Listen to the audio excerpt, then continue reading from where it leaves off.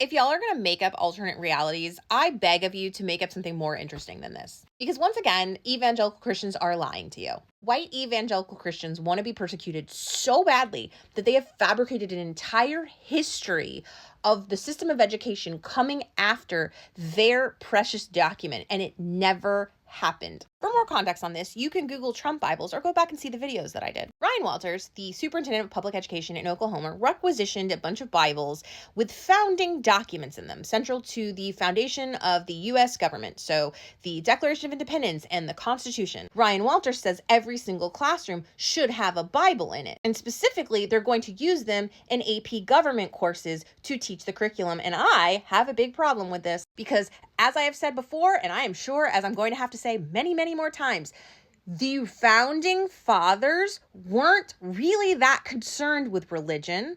Okay, the reason this country was founded was because we didn't want to pay taxes to England. Secondly, they want you to believe that there is this war against Christianity and against the Bible, that it is being forced out of your kids' lives, and that isn't what's happening, and that isn't what has happened. TLDR, the founding fathers didn't use the Bible to construct any of our founding documents. Let me take you back to the invention of the printing press. This is the removable typeface. So instead of people transcribing things by hand, little monks in monasteries writing out documents, now they're going to be able to print them in a much more efficient amount of time. But it's early days and things are very expensive. So most people, most families can't afford any type of book. And if they could, it was probably going to be one book that was very comprehensive in terms of its history and its storytelling. And guess what that was circa 1460, whatever the hell?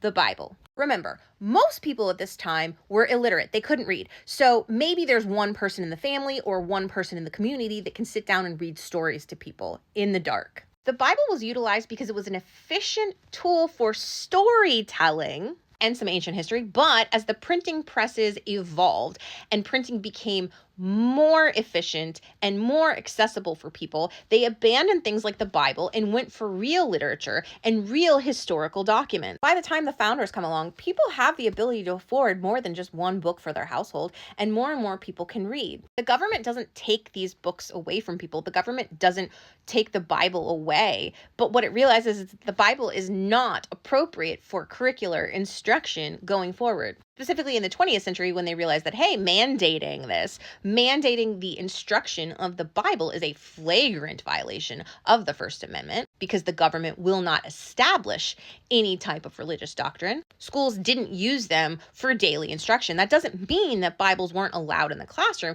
and that doesn't mean that they weren't allowed to teach certain types of religious concepts or, niche classes like religious studies. But it's not appropriate to require instruction of them because they have no place in our founding. There is no correlation between the Bible and the adoption of the Declaration of Independence. Now, sometimes evangelicals will make the case that really old documents like the Magna Carta drew from religion, so it's important that we have the Bible to study that. That's another lie. And as somebody who is a political scholar who went to school for graduate school, I promise you, we never once needed to crack a Bible to study these documents. It's just not appropriate. And it's certainly not appropriate for high school students. It just doesn't exist, and they're lying to you about that because they want you to believe that evangelical Christianity has a bigger place in this country and the fabric of its history than it actually does. Because, as we've seen most recently, if Republicans repeat things enough and they terrify you, then you will believe them.